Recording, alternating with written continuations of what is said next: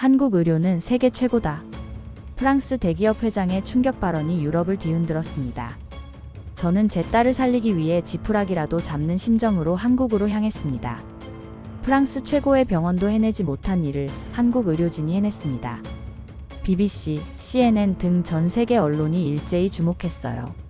유럽 의료계의 자존심을 완전히 짓밟아버린 충격적 고백이었거든요. 도대체 한국에서 무슨 일이 있었던 걸까요?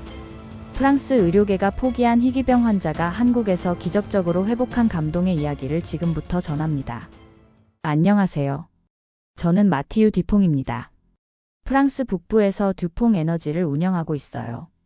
19세기부터 이어진 철강 재벌 가문이죠. 지금은 프랑스 3대 에너지 기업 중 하나가 됐어요. 대통령국 만찬에도 자주 초청받고 유럽 경제 포럼에서 기조연설을 할 정도니까 제가 어느 정도 위치에 있는지 아시겠죠? 프랑스인들은 자존심이 강하기로 유명하잖아요. 저 역시 마찬가지입니다. 프랑스의 의료 시스템, 특히 파리의 명문 병원들에 대해서는 절대적인 자부심을 가지고 있었어요. 파스테르 연구소, 소르본 의과대학. 이런 이름만 들어도 세계 최고의 의료기술이 떠오르지 않습니까? 제 외동딸 엘로디는 올해 18살입니다. 파리 시내 사립학교에 다니는 평범한 학생이죠. 다만 평범하지 않은 게 하나 있다면 K-팝에 완전히 빠져 있다는 거예요. 특히 블랙핑크의 열렬한 팬이거든요. 집에서 뚜두뚜두를 틀어놓고 춤추는 모습을 보면 정말 행복해 보였어요. 아빠, 언젠가 한국에 가서 블랙핑크 콘서트를 보고 싶어요. 그런 말을 하던 아이가. 그런 활기찬 아이가 갑자기 쓰러질 줄 누가 알았겠어요. 저는 정말 믿을 수 없었습니다. 프랑스 최고의 의료진도 유럽 최고의 병원들도 제 딸을 살리지 못한다는 현실을 받아들일 수가 없었거든요. 엘로디가 갑자기 쓰러진 건 평범한 화요일 오후 4시였어요. 평소처럼 거실에서 블랙핑크의 킬 디스 러브에 맞춰 춤을 추고 있었죠. 그 활기찬 모습을 보며 저는 서재에서 미소를 지었어요. 18살, 인생에서 가장 아름다운 나이 아니겠어요? 그런데 갑자기 음악이 멈췄습니다. 뭔가 이상했어요. 거실로 나가보니 엘로디가 바닥에 주저앉아 있었어요. 얼굴은 창백했고 온몸이 덜덜 떨리고 있었습니다. 엘로디, 왜 그래? 달려가서 아이를 안아 올렸는데 몸이 불덩이처럼 뜨거웠어요. 그 순간 제 심장이 멈추는 것 같았습니다. 아빠, 너무 아파요. 온몸이 다 아파요.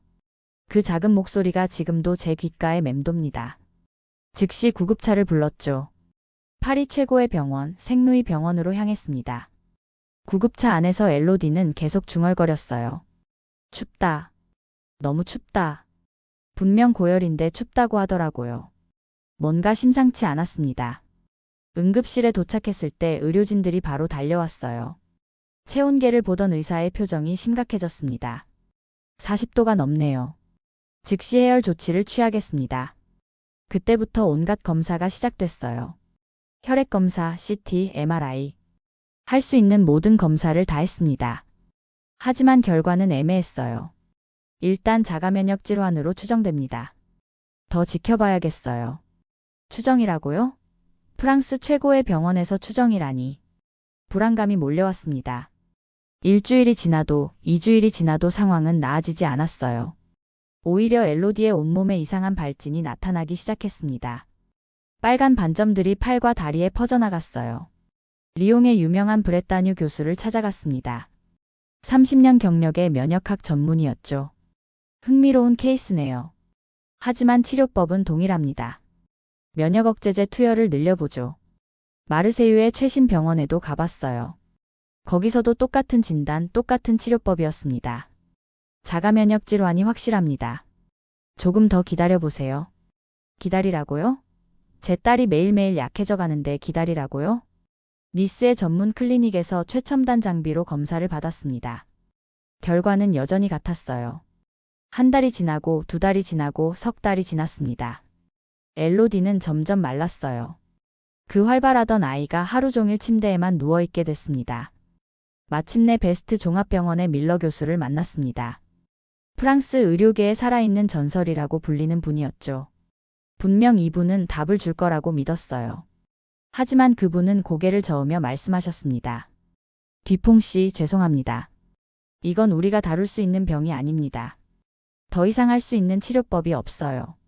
그 순간 제 세상이 끝났습니다. 프랑스 최고의 의료진도 포기한다는 건가요? 내가 가진 모든 부와 인맥이, 모든 권력이 이 아이 앞에선 아무것도 아니구나. 완전한 무력감이 저를 짓눌렀어요. 그날 밤 병실에서 엘로디가 말했어요. 아빠, 저 죽는 거예요? 그 말을 들은 순간 저는 정말 견딜 수 없었습니다. 18살 딸이 죽음을 이야기하다니. 복도로 나가서 펑펑 울었어요. 인생에서 이렇게 무력하다고 느낀 적이 없었습니다. 혹시 한국의 의료진을 고려해 보신 적 있으신가요? 소르본 대학병원의 젊은 레지던트가 조심스럽게 꺼낸 말이었습니다. 다른 교수들은 모두 고개를 저었는데 이 젊은 의사만 뭔가 다른 제안을 하더라고요. 한국이요? 저는 당황했어요. 솔직히 말하면 한국 의료에 대해 생각해 본 적이 없었거든요. 어릴 적 기억이 떠올랐습니다. 우리 가문이 운영하던 조선소에서 일하던 한국인 기술자들 말이에요. 한순철, 김철수, 이영호. 그런 이름들이었죠. 말수가 적고 묵묵히 일만 하던 사람들이었어요. 솔직히 고백하자면 그때 제가 갖고 있던 편견은 심했습니다. 그들을 단순한 육체 노동자로만 봤어요. 기술은 있지만 창의성은 없고 시키는 일만 하는 사람들이라고 생각했습니다. 한국 의료라니요? 정말 믿을 만한가요? 의심이 앞섰어요. 유럽이 의료의 중심 아니겠어요? 프랑스, 독일, 영국의 최고 병원들도 포기한 병을 정말 한국에서 치료할 수 있을까요? 최근 한국의 의료기술이 정말 놀랍습니다. 특히 희귀질환 분야에서 괄목할 성과들이 나오고 있어요. 젊은 의사의 말이었지만 저는 여전히 확신이 서지 않았습니다. 그냥 젊은 의사의 호기심 정도로 여겨졌어요. 아버지, 조선소 이야기 들려주세요. 엘로디가 침대에서 힘없이 말했어요. 아이는 제가 어릴 적 조선소에서 일하던 한국인들 이야기를 종종 해달라고 했거든요. 한순철 아저씨는 어떤 분이었어요? 정말 성실한 사람이었지. 매일 새벽 6시에 출근해서 밤늦게까지 일했어. 점심시간에도 설계도를 보고 있었고, 이야기를 하면서 문득 깨달았어요. 그분들이 단순한 노동자가 아니었다는 걸 말이에요. 정말 대단한 기술자들이었거든요. 우리 조선소의 가장 복잡한 설계도를 완벽하게 이해하고 구현해내는 사람들이었어요. 그 아저씨들 지금 뭐 하고 있을까요? 엘로디의 순수한 질문이었어요. 그런데 그 순간 뭔가 가슴이 뭉클했습니다. 정말 그분들은 지금 뭘 하고 있을까요? 혹시 그분들의 자녀들은 어떻게 자랐을까요? 그때 엘로디가 갑자기 일어나더니 말했어요. 아빠, 저 한국에 가고 싶어요. 뭐라고? 한순철 아저씨 같은 분들이 있는 나라면 분명 저를 도와줄 수 있을 것 같아요. 마지막 기회일지도 몰라요. 그 말을 듣는 순간 저는 완전히 무너졌습니다. 18살 딸이 마지막 기회라고 말하다니. 아버지로서 모든 걸 해줬다고 생각했는데 정작 딸이 원하는 마지막 소원을 거절할 수는 없었어요.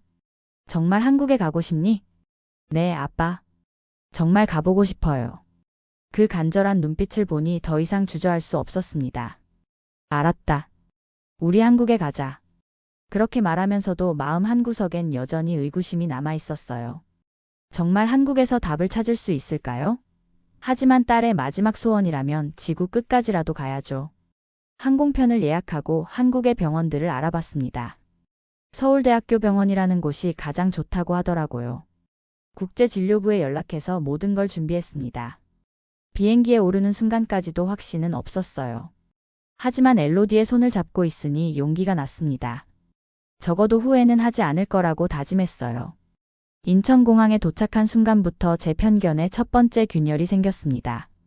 아니, 균열 정도가 아니라 완전히 뒤흔들렸다고 해야겠네요. 12시간이 넘는 긴 비행이었어요. 엘로디는 계속 열이 나고 있었지만 그래도 견딜만 했습니다. 입국 심사를 마치고 공항 로비로 나왔는데 갑자기 엘로디가 비틀거리더니 그 자리에 주저앉았어요. 엘로디. 얼굴이 새하얗게 변해 있었어요. 의식도 흐릿해 보였고요.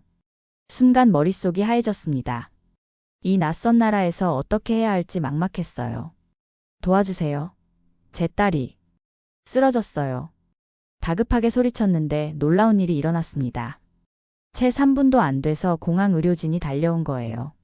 게다가 완벽한 영어로 대화하더라고요. 걱정하지 마세요. 저희가 돌봐드릴게요. 무슨 일이 있었는지 말씀해 주세요. 희귀병을 앓고 있어요. 고열과 염증이. 알겠습니다. 먼저 활력 징후부터 확인해 보겠습니다. 신속하게 체온과 맥박을 체크하고 바로 산소 마스크를 착용시켰습니다. 그 과정이 정말 체계적이었어요. 마치 수십 번 연습한 듯한 완벽한 팀워크였죠.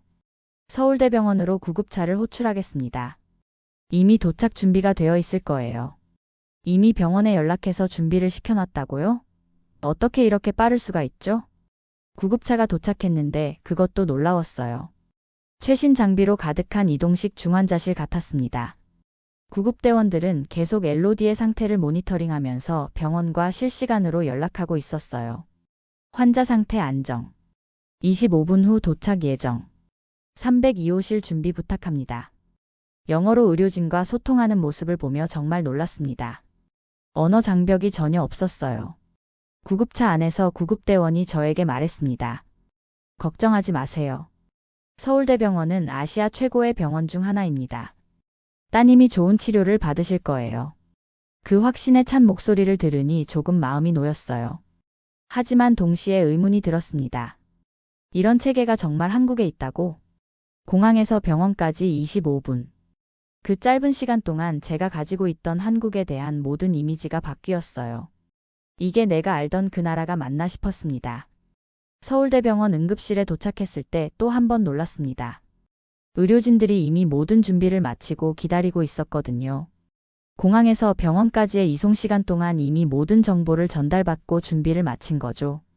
뒤퐁씨 기다리고 있었습니다. 저는 박응급의학과 교수입니다. 완벽한 발음의 프랑스어였어요. 그리고 바로 LOD에 대한 정확한 정보들을 말하더라고요. 따님이 프랑스에서 자가면역 질환으로 진단받으셨다고 하는데 맞나요? 여기서 추가 검사를 해보겠습니다. 프랑스에서의 진료 기록까지 미리 파악하고 있었습니다.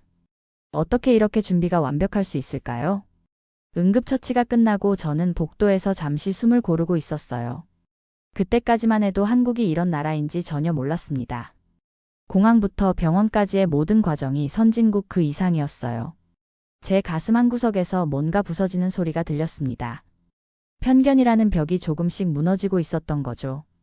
다음 날 오전 소아면역 혈액 종양과 외래로 이송됐습니다. 주치의를 만난다고 하는데 과연 어떤 분일까 궁금했어요. 진료실 문을 열고 들어가는 순간 저는 말 그대로 얼어붙었습니다. 의사의 이름표에 적힌 이름을 보는 순간 말이에요. 한민석 교수. 한국 이름이었어요. 그런데 뭔가 익숙한 느낌이 들었습니다. 왜 그럴까요? 안녕하세요. 저는 한민석입니다. 엘로디앙의 주치의를 맡게 됐습니다. 완벽한 프랑스어였어요. 억양도 발음도 마치 파리 79에서 태어난 사람 같았습니다. 어떻게 한국인이 이렇게 프랑스어를 잘할 수 있죠? 프랑스어를 정말 잘하시는군요. 저는 프랑스에서 태어났거든요. 어릴 때부터 프랑스에서 살았습니다. 프랑스에서 태어났다고요? 그럼 한국계 프랑스인인가 봐요. 진료를 시작하기 전에 한민석 교수가 조심스럽게 물었어요. 실례지만 혹시 듀퐁 철강이 뒤퐁 씨이신가요? 네, 맞습니다만. 어떻게 아시는지요? 제 아버지가 예전에 그곳 조선소에서 일하셨어요. 그 순간 온몸에 전기가 흐르는 것 같았습니다. 조선소라고요? 혹시 성함이? 한순철입니다. 아마 기억하실 거예요. 한순철 씨. 그 이름을 듣는 순간 모든 기억이 떠올랐어요. 항상 새벽 일찍 출근해서 밤늦게까지 일하던 그 성실한 기술자. 점심시간에도 도시락을 혼자 먹으며 설계도를 들여다보던 그분. 정말 한순철 씨의 아들이세요? 목소리가 떨렸어요. 믿을 수 없었거든요.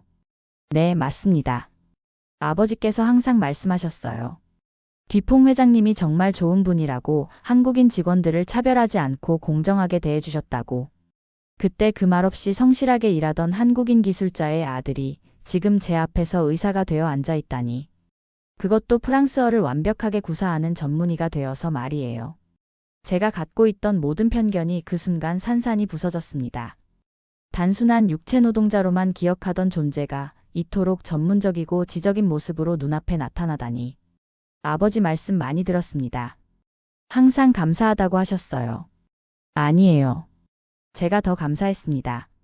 한순철 씨 같은 훌륭한 기술자들이 있었기에 우리 조선소가 성공할 수 있었거든요. 한민석 교수의 따뜻한 미소를 보는 순간 저는 정말 감동받았어요. 그 아버지의 그 아들이라는 말이 이런 뜻인가 봐요. 제가 의사가 된 것도 어떻게 보면 아버지 덕분입니다. 아버지가 프랑스에서 번 돈으로 저를 의대에 보내주셨거든요. 그 말을 듣는 순간 눈물이 날 것 같았습니다. 30년 전 우리 조선소에서 성실히 일하던 그 기술자가 아들을 의사로 키워낸 거예요. 그리고 그 아들이 이제 제 딸을 살리려고 하고 있다니. 교수님, 제 딸 좀 부탁드립니다. 당연히 최선을 다하겠습니다. 아버지께서 받은 은혜를 제가 갚을 차례죠. 그 순간 저는 완전히 확신했어요. 여기가 바로 엘로디가 치료받아야 할 곳이라는 걸 말이에요. 저희 AI 시스템으로 다시 한번 확인해 보고 싶습니다. 한민석 교수의 말에 저는 의아했어요. AI 시스템이라니요? 프랑스에서는 자가면역 질환으로 진단받으셨다고 하셨는데 제가 보기에는 조금 다른 것 같아요. 좀 더 정확한 진단을 위해 우리 병원에서 개발한 AI 진단 시스템을 사용해 보겠습니다. 컴퓨터 화면에 복잡한 그래프와 수치들이 나타났어요. 엘로디의 혈액 데이터, 영상 자료, 증상 기록들이 모두 입력되고 있었습니다. 이 시스템은 10만 건 이상의 희귀 질환 데이터를 학습한 AI입니다. 인간이 놓칠 수 있는 미세한 패턴까지 분석할 수 있어요. 정말 놀라웠어요. 한국에 이런 첨단 기술이 있다니. 프랑스에서도 본 적 없는 시스템이었거든요. 몇 분 후 결과가 나왔습니다. 역시 제 예상이 맞았습니다. 이건 자가면역 질환이 아니에요. 그럼 뭔가요? 혈관염성 다장기 염증 증후군입니다. 매우 희귀한 질환이지만 정확한 치료법이 있어요.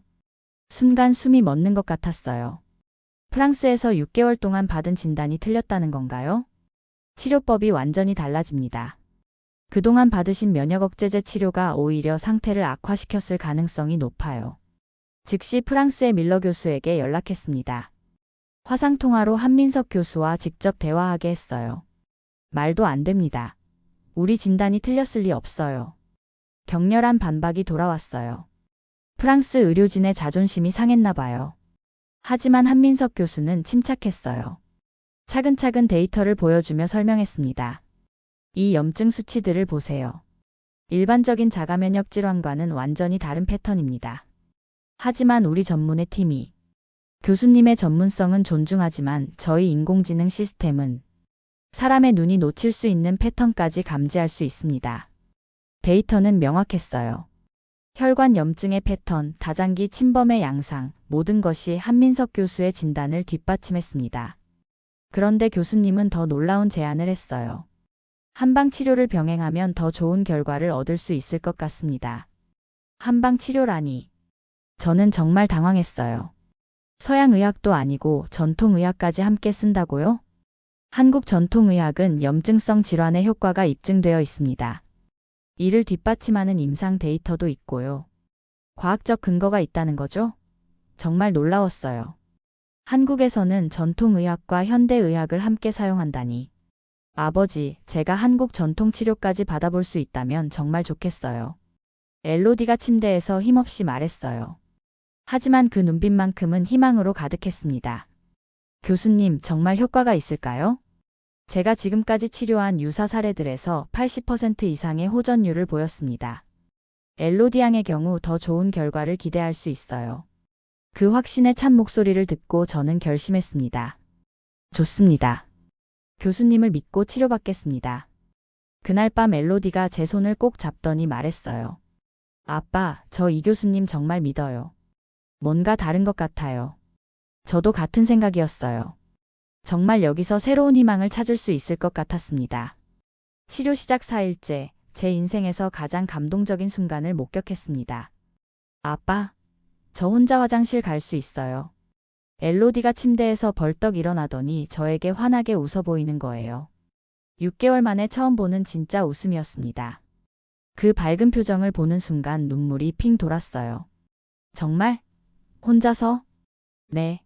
어지럽지도 않아요. 6개월 동안 누군가 부축해야만 걸을 수 있던 아이가 혼자 걸어 다니고 있었어요. 믿을 수 없었습니다. 한민석 교수가 회진을 돌러 왔을 때 말했어요.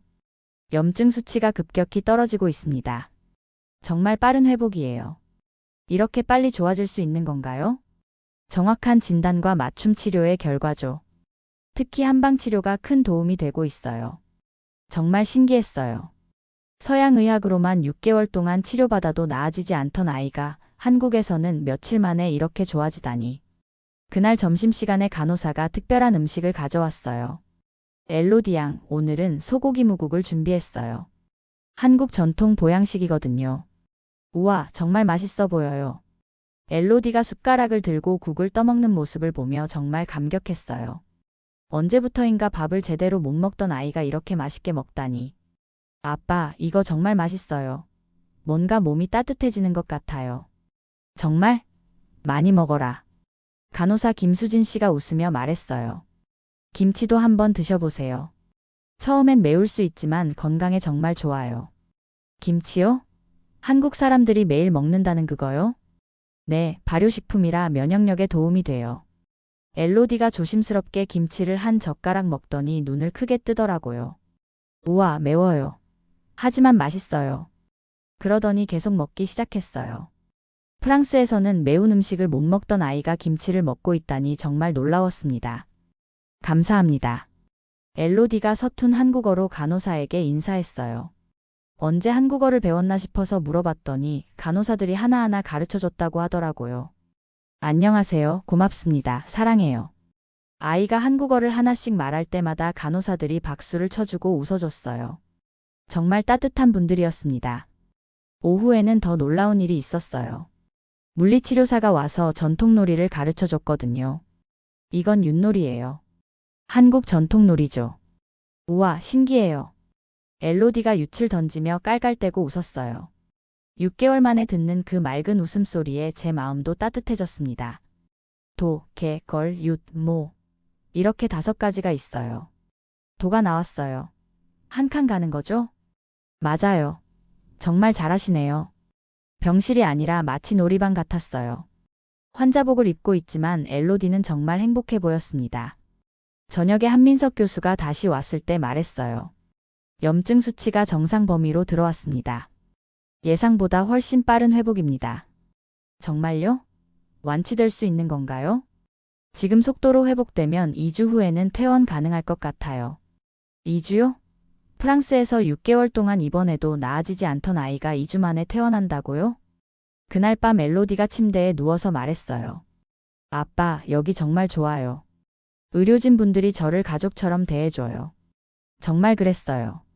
단순히 환자를 치료하는 게 아니라 한 사람을 온 마음으로 돌보고 있었습니다. 저는 병실 한 구석에서 조용히 눈물을 훔쳤어요. 살아있다는 것, 웃을 수 있다는 것, 음식을 맛있게 먹을 수 있다는 것. 이 모든 게 기적이었습니다. 한국은 단순히 기술만 뛰어난 나라가 아니었어요. 사람을 품는 정성과 따뜻함이 함께 있는 곳이었습니다. 그래서 치료가 더 빨리 되는 건가 봐요. 치료 2주차 병원에서 작은 음악회가 열렸습니다. 환자와 가족들이 함께 참여할 수 있는 시간이었어요. 원래 행사라고 하더라고요. 아빠, 저 무대에 서고 싶어요. 엘로디가 갑자기 말했어요. 아직 완전히 회복되지 않은 상태인데 무대에 선다고요? 정말? 괜찮겠어? 네. 감사 인사를 하고 싶어요. 그동안 저를 도와주신 모든 분들에게요. 그 진심 어린 눈빛을 보니 말릴 수가 없었어요. 음악회가 시작됐을 때 정말 놀랐습니다. 병원 강당이 꽉 찼어요. 환자들, 가족들, 의료진, 심지어 청소하시는 분들까지 모두 참석하셨더라고요. 먼저 다른 환자분들의 공연이 있었어요. 할아버지 한 분이 가야금을 연주하셨고 중학생 환자는 피아노를 쳤어요. 모두의 박수가 터져 나왔습니다. 드디어 엘로디 차례가 됐어요. 무대에 오르는 아이의 모습을 보며 가슴이 두근거렸습니다. 안녕하세요. 서툰 한국어로 인사하자 박수가 터져 나왔어요.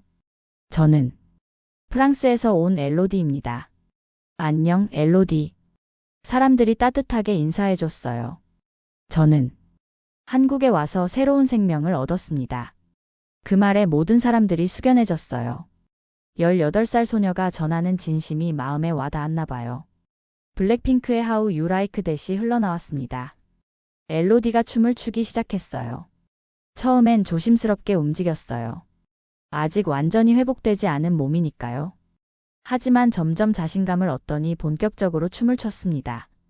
6개월 전 집에서 춤추던 그 아이가 다시 돌아온 거예요. 완벽하지 않았어요. 때로는 호흡이 거칠어지기도 했고 동작이 부정확할 때도 있었어요. 하지만 그 무대만큼 아름다운 순간을 저는 본 적이 없습니다. 아이스 안 마이 리스트, 임 더 나이시스트. 엘로디가 랩 부분까지 따라 부르며 춤췄어요. 관객들이 환호했습니다. 한민석 교수를 비롯한 의료진들이 눈물을 흘리고 있었어요. 6개월 전 죽을 뻔했던 아이가 이렇게 춤을 추고 있다니. 다른 환자들도 가족들도 모두 함께 울었습니다. 언어는 달랐지만 감동은 똑같았어요. 춤이 끝나고 엘로디가 마이크를 잡았습니다. 한민석 교수님. 교수님이 깜짝 놀라며 일어났어요. 교수님 덕분에 저는 새로운 꿈을 갖게 됐어요. 저도 교수님 같은 의사가 되고 싶어요. 그 순간 강당이 폭발적인 박수로 가득 찼어요. 한민석 교수가 무대로 올라와서 엘로디를 꼭 안아주셨습니다. 아빠. 제게도 달려왔어요. 아빠, 그리고 한국의 모든 분들. 정말 감사합니다. 저는 그 순간 속으로 되뇌었습니다. 이곳이 아니었다면 오늘의 웃음은 없었겠지. 음악회가 끝나고 많은 분들이 와서 인사해 주셨어요. 엘로디 양 정말 감동이었어요. 한국 좋아해줘서 고마워요. 빨리 건강해져서 의사 되세요. 이런 따뜻한 말들을 들으며 정말 감사했어요. 한국 사람들의 마음이 이렇게 따뜻한지 몰랐습니다. 그날 밤 엘로디가 말했어요. 아빠, 저 정말 한국이 좋아요. 여기서 계속 살면 안 될까요? 그 말을 듣고 저도 진지하게 생각해 봤어요. 정말 여기서 살아도 좋겠다는 생각이 들었거든요. 3주 후 엘로디의 모든 치료가 끝났습니다. 완치 판정을 받았어요. 프랑스에서 6개월 동안도 낫지 않던 병이 한국에서 3주 만에 완치된 거예요. 퇴원을 앞둔 날 저는 한민석 교수와 병원장을 만났습니다. 제가 꼭 하고 싶은 제안이 있었거든요. 듀퐁 에너지와 서울대병원이 함께하는 국제의료재단을 만들고 싶습니다. 한민석 교수와 병원장의 눈이 반짝였어요. 구체적으로 어떤 계획이신지요? 첫째, 프랑스와 한국의 의료진 교류 프로그램을 만들고 싶어요. 프랑스 의사들이 한국의 AI 진단 기술과 한방융합 치료를 배울 수 있도록요. 좋은 생각입니다. 둘째, 인공지능 진단기술 공동연구에 5년간 2천억 원을 투자하고 싶어요. 한국의 기술을 유럽 전역에 보급하면 더 많은 환자들을 도울 수 있을 거예요. 정말 필요한 일이었어요. 엘로디처럼 잘못된 진단으로 고생하는 환자들이 얼마나 많겠어요? 셋째, 난치병으로 고생하는 어린이들을 위한 치료 지원 재단을 설립하겠습니다. 매년 500억 원 규모로 경제적으로 어려운 가정의 아이들도 최고의 치료를 받을 수 있도록요. 한민석 교수와 병원장이 깜짝 놀랐어요. 총 5천억 원이 넘는 어마어마한 규모였거든요. 병원장이 감동받은 표정으로 말했어요. 정말 의미 있는 일이 될 것 같습니다. 저희도 적극 참여하겠습니다. 기자회견 날 유럽과 아시아의 주요 언론들이 모였어요. 저는 이렇게 말했습니다. 30년 전 한민석 교수의 아버지 한순철 씨가 제 조선소에서 묵묵히 일하셨습니다. 그때는 몰랐어요. 그분의 아들이 언젠가 제 딸의 생명을 구할 거라는 걸 말이에요. 기자들이 집중해서 들었어요. 한민석 교수의 아버지가 일했던 조선소에서 이제 그 아들의 손길이 세상을 바꾸고 있습니다. 이것이 바로 한국이 이룩한 기적입니다. 박수가 터져나왔어요. 저는 이번 일을 통해 깨달았습니다. 편견이 얼마나 무서운 것인지, 그리고 진실한 마음으로 사람을 대하는 것이 얼마나 중요한지 말이에요. 인터뷰가 끝나고 엘로디가 저에게 말했어요. 아빠, 저 정말 한국에서 의대 다니고 싶어요. 정말? 네. 한민석 교수님 같은 의사가 되고 싶어요. 그래서 다른 아픈 아이들을 도와주고 싶어요. 그 진심 어린 눈빛을 보며 저는 대답했어요. 좋다. 한국어부터 열심히 배우자. 정말요? 와. 엘로디가 기뻐 뛰어올랐어요. 한민석 교수도 약속했어요. 엘로디가 한국에 오면 제가 직접 가르쳐 드리겠습니다. 훌륭한 의사가 될 수 있도록 도와드릴게요. 3개월 후 듀퐁 서울대 국제의료재단이 공식 출범했습니다. 첫 번째 교환 프로그램으로 프랑스 의사 20명이 한국에 와서 연수를 받았어요. 밀러 교수도 그중 한 명이었습니다. 처음엔 못마땅해 했지만 한국의 인공지능 진단 시스템을 직접 보고는 완전히 생각이 바뀌었어요. 이건 혁신적이야. 프랑스에서도 이런 기술이 필요해. 엘로디는 지금 프랑스에서 한국어를 열심히 배우고 있어요. 내년에 한국으로 유학 올 예정입니다. 꿈은 서울대 의대에 진학하는 거예요. 가끔 한민석 교수와 화상통화를 할 때 엘로디가 한국어로 인사해요. 교수님 안녕하세요. 오늘도 한국어 공부 열심히 했어요. 그럴 때마다 교수님이 환하게 웃으며 대답해줘요. 정말 잘했어요, 엘로디. 한국에 오면 더 많이 가르쳐 줄게요. 이 이야기는 단순한 회복기가 아닙니다. 30년 전으로 시간을 돌려보세요.